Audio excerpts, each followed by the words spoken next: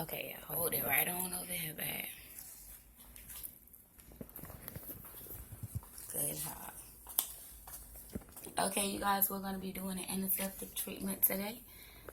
Go in a little bit closer. Yeah, so with sister locks at the beginning, when our scalp is trying to actually adjust to no products and so much of the scalp being exposed, sometimes you have like dandruff. Okay, you go through an itch and then dandruff.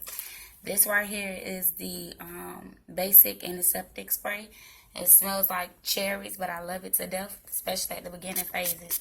So what you just do is simply go through and you spray on the scalp.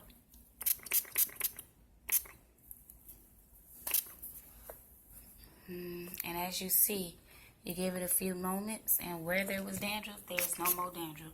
I'm going to go through and continue to do a treatment. You just focus in on this one area so we can go back and we actually look and see how clean it actually got.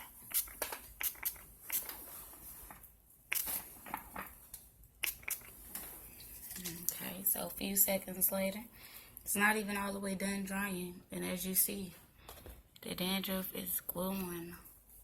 Okay, this is what you want when you have braids going on. There's no reason for you guys not to cleanse the scalp, okay?